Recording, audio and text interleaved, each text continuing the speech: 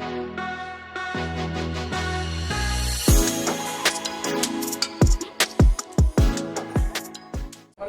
है उसमें अकाउंटिंग का ये पार्ट है, उसको अपन समझते हैं कैसे। देखिए, अकाउंट्स की दुनिया को है ना 3 पार्ट में डिवाइड किया गया है, यानी अकाउंटिंग का जो क्षेत्र है। देखिए, पहली चीज, कॉमर्स को हिंदी के अंदर वाणिज्य कहते हैं, ये नाम याद रखना। कई बार है ना आपसे पूछ सकते हैं, या मतलब कि कहीं ऐसा ना हो कि वाणिज्य कोई वर्ड आए तो आप लोग अटक जाओ। ठीक है, कॉमर्स को हिंदी के अंदर वाणिज्य बोलते हैं। ठीक है, तो कॉमर्स कह लो, अकाउंटिंग कह लो, या फिर वाणिज्य कह लो, एक ही बात है। इसको 3 कैटेगरी में डिवाइड किया गया है। ठीक है, पर्सनल अकाउंट, रियल अकाउंट और नॉमिनल अकाउंट। ठीक है, फर्स्ट अपना व्यक्तिगत खाता, दूसरा वस्तुगत खाता, तीसरा नाम मात्र खाता। देखिए, अब अकाउंटिंग की दुनिया को 3 पार्ट में क्यों डिवाइड किया गया है। ठीक है, इसको अपन ये बोलेंगे कि 3 टाइप ऑफ अकाउंट्स, खाते 3 प्रकार के होते हैं। अकाउंटिंग का पहला रूल क्या है, पहला जो मतलब कि शुरुआत करने की जो स्टार्टिंग चीज है वो क्या है कि खाते 3 प्रकार के होते हैं। ठीक है, खाते 3 प्रकार के होते हैं। पहला व्यक्तिगत खाता, दूसरा वस्तुगत खाता, तीसरा नाम मात्र खाता। Personal account, real account, nominal account. ठीक है, अब इसको 3 पार्ट में, 3 कैटेगरी में क्यों डिवाइड किया गया है। देखिए, दुनिया में हर जो चीज लॉजिकल है, लॉजिकल सोचोगे आप लोगों को सारे आंसर खुद पता चलेगा। जो आप लोग पहले भी क्लास अटेंड कर चुके हो, मैं पहले भी वही समझा था, आज भी वही समझा रहा हूँ, कुछ अलग नहीं। ठीक है, सिंपल सी बात है, जब भी आप बिजनेस स्टार्ट करोगे, ठीक है, क्या होता है कि किसी एक व्यक्ति के साथ बिजनेस स्टार्ट करोगे, राइट। गाय, भैंस, कुत्ता, बिलाई, भूत प्रेत के साथ बिजनेस स्टार्ट आप लोग कभी नहीं कर सकते। ठीक है, कभी नहीं कर सकते। ठीक है, जब भी आप लोग बिजनेस स्टार्ट करोगे तो एक व्यक्ति का होना जरूरी है, जिसको भी सामान खरीदोगे या जिससे सामान खरीदोगे या जिसको बेचोगे, राइट। ठीक है, इसीलिए व्यक्तिगत खाता। सेकंड, जब भी आप बिजनेस करोगे तो कोई वस्तु या तो खरीदोगे या बेचोगे, इसीलिए वस्तुगत खाता यानी कि रियल अकाउंट। ठीक है, और सिंपल सा बात है कि जब भी आप बिजनेस करोगे तो पहले बिजनेस के अंदर आप लोगों को खर्चे करने पड़ेंगे, पहले उसमें पैसा लगाना पड़ेगा। आप जैसे मान लीजिए अगर कपड़े का शोरूम डाल रहे हो तो पहले एक दुकान लेनी पड़ेगी, उसके अंदर बहुत सारा माल भरना पड़ेगा, फर्नीचर का काम करवाना पड़ेगा, यानी पहले खर्चा हो रहा है, उसके बाद में ही आपको इनकम प्राप्त होगा। ठीक है, तो वो सब किस में आते हैं, नाम मात्र खाते में। यानी कि इसको 3 पार्ट में इसीलिए डिवाइड किया गया है कि जब भी हम बिजनेस करेंगे तो किसी व्यक्ति का होना जरूरी है, व्यक्ति के साथ ही बिजनेस करेंगे, इसीलिए व्यक्तिगत खाता।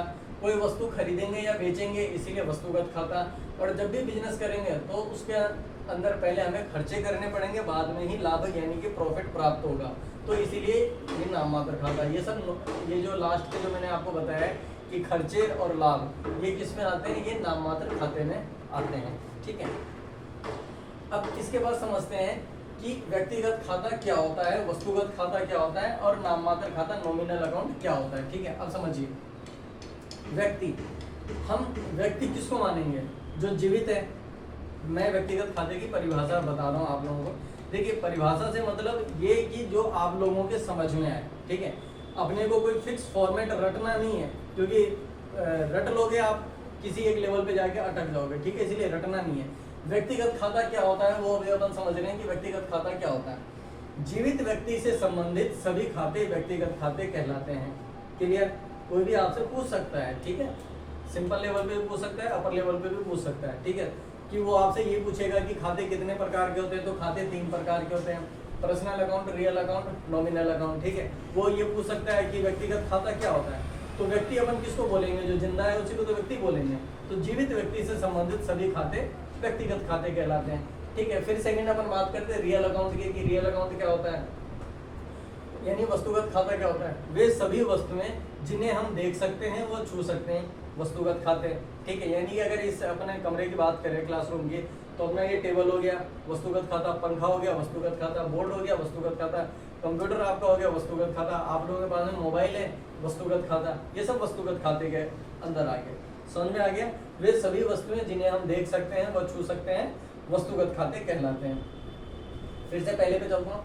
अगर अपन पर्सनल अकाउंट की बात करें कि यहाँ पर व्यक्तिगत खाता कौन है, तो अपन सब लोग जो बैठे हैं भाई लोग, अपन सब व्यक्तिगत खाता है, सबकी सांसें चल रही है, सब जिंदा है अपन। ठीक है, तो अपन किस में आगे, व्यक्तिगत खाते में आगे। जितने भी यहाँ पे वस्तुएं पड़ी है, सामान पड़ा है, टेबल कुर्सी पंखा एसी वगैरह जो भी चीज पड़ा है, वो सब के सब वस्तुगत खाते में।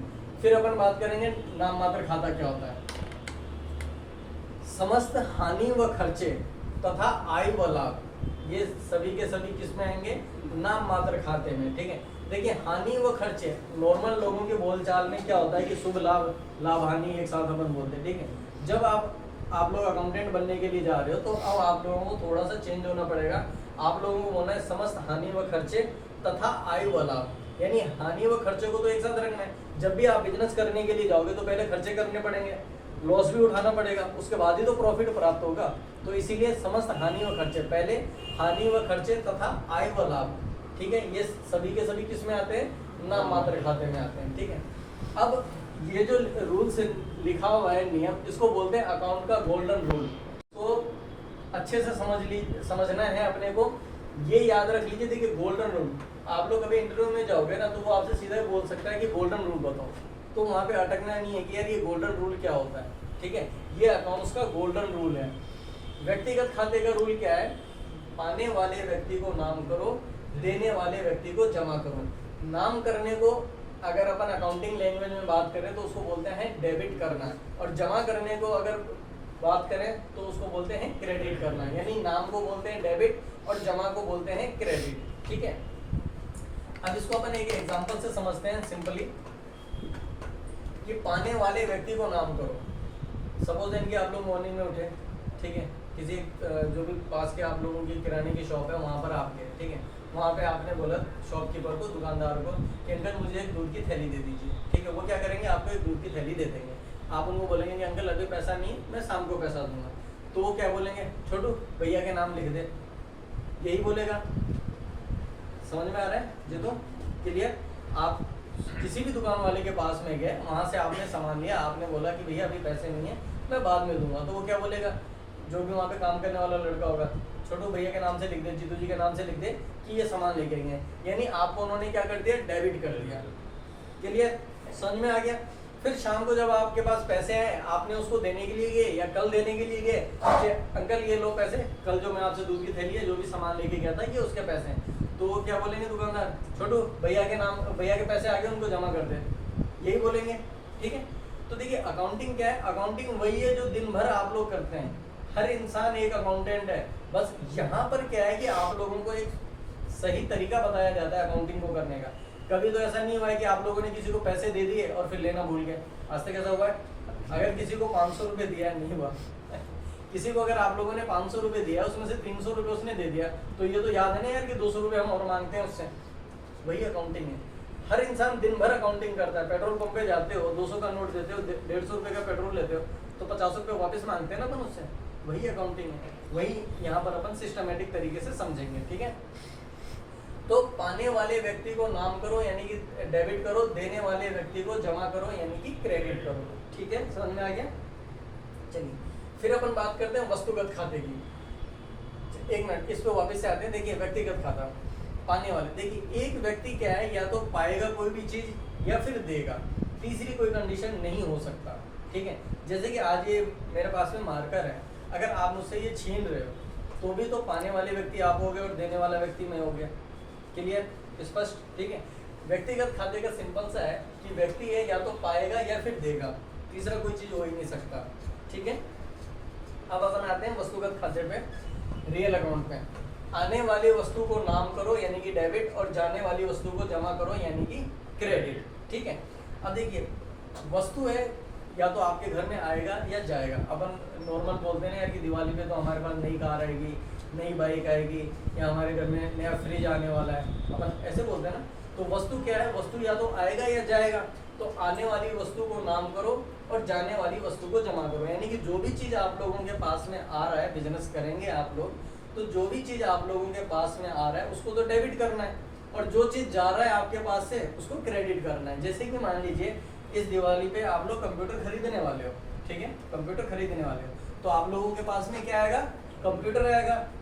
ठीक है, आप लोगों के पास में क्या आएगा, कंप्यूटर आएगा, और क्या चल जाएगा आपके पास से, कैश। तो जब कंप्यूटर खरीदने के लिए अपन जाएंगे दुकान में तो बदले में वो आपसे क्या लेगा, पैसे लेगा। तो कंप्यूटर तो आ रहा है, ठीक है, तो कंप्यूटर को तो डेबिट कर देंगे, और क्या जा रहा है आपके पास से, कैश जा रहा है, तो कैश को जो है अपन क्रेडिट कर देंगे। ठीक है, समझ में आ गया। फिर थर्ड अपन बात करते हैं नाम मात्र खाते की, नॉमिनल अकाउंट के। समस्त हानि व खर्चे नाम करो तथा समस्त आय व लाभ जमा करो। ठीक है, यानी कि क्रेडिट करो। नाम करने को डेबिट करना, जमा करने को क्रेडिट करना। क्लियर? ठीक है। अब देखिए, समस्त हानि व खर्चे नाम करो। आप सब फोन पे, गूगल पे वगैरह जो भी है, यूपीआई पेमेंट मोड, वो सब के सब आप लोग यूज करते हो। आप भी करते हो फोन पे, यूपीआई, पेटीएम वगैरह करते हो। कहीं से भी आपने कोल्ड ड्रिंक खरीदा, ठीक है, और उसको आप स्कैन करके पेमेंट कर देते हो, तो क्या होता है, आपके अकाउंट से पैसा डेबिट होता है। आपने कोल्ड ड्रिंक पिया, ये आपका खर्चा हुआ, समझना बात को। ठीक है, आपने कोल्ड ड्रिंक पिया या कोई भी चीज खाया आपने और स्कैन करके पेमेंट कर दिया, तो वो क्या हुआ, आपका खर्चा हुआ। ठीक है, तो यहाँ पे देखिए रूल क्या कहता है, समस्त हानि व खर्चे नाम करो। यानी कि जब भी आप लोगों का खर्चा होगा, लॉस होगा, तो वो डेबिट होगा। यानी कि किसी भी कंपनी में कोई भी खर्चा हो रहा है या लॉस हो रहा है, तो वो डेबिट होगा। और जब भी आपके खाते में कोई पैसे डालता है, जब जैसे कि मान लीजिए कि मैंने आपके अकाउंट में 100 रुपये डाला या 1000 रुपये डाला, तो क्या मैसेज आएगा आपके पास में, क्रेडिट का मैसेज आएगा। यानी जब भी आप लोगों की इनकम होगा, तो वो क्या होगा, हमेशा क्रेडिट होगा। और जब भी खर्चा होगा, तब क्या होगा, डेबिट होगा। ठीक है, कंपनी पर्सन आपसे पूछ सकता है या इंटरव्यू लेने वाला पूछ सकता है कि जब भी कंपनी में प्रॉफिट होगा तो वो क्या होगा, तो आप बताएंगे कि जब भी कंपनी में प्रॉफिट होगा तो वो क्रेडिट होगा। ठीक है, जब भी खर्चे बढ़ेंगे तो वो हमेशा डेबिट होगा, पैसा आएगा, क्रेडिट होगा। क्लियर? ठीक है।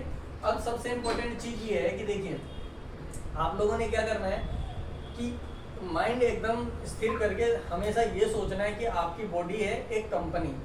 आपकी बॉडी क्या है, एक कंपनी है। क्या चीज़ तो आपके पास आ रहा है और क्या चीज़ आपके पास से जा रहा है। जैसे कि मान लीजिए कि आपकी बॉडी एक कंपनी है, ठीक है, ये मार्कर आपने खरीदा, ध्यान से समझना, ये मार्कर आपने खरीदा, ठीक है, तो अब ये मार्कर आके आपकी बॉडी के चिपक गया, सिंपल सी बात है। ठीक है, आपने मार्कर खरीदा, ये आके आपके पास से चिपक गया, तो ये तो हो गया आने वाली चीज। अब जाएगा क्या आपके पास से, कैश, पैसे। मैं अगर दुकानदार हूँ, मैं बेचूंगा, तो बदले में आपसे पैसे तो लूंगा ही लूंगा। ठीक है, आपकी बॉडी एक कंपनी है। हमेशा अकाउंटिंग करते टाइम हमको ये सोचना है कि मैं खुद एक कंपनी हूँ। ठीक है, हमको ये नहीं सोचना कि ग्राहक के बुक्स पे या सामने वाले के अकाउंट्स पे इसका क्या इफेक्ट पड़ेगा, कि मेरे डेबिट हो रहा है तो उसके क्रेडिट होगा कि नहीं होगा। जैसे ये सोचना शुरू कर दिया, कभी अकाउंटिंग नहीं कर पाओगे, हमेशा गलत जवाब दोगे आप लोग। हमेशा आप लोगों को ये सोचना है कि मेरी बॉडी एक कंपनी है। ठीक है,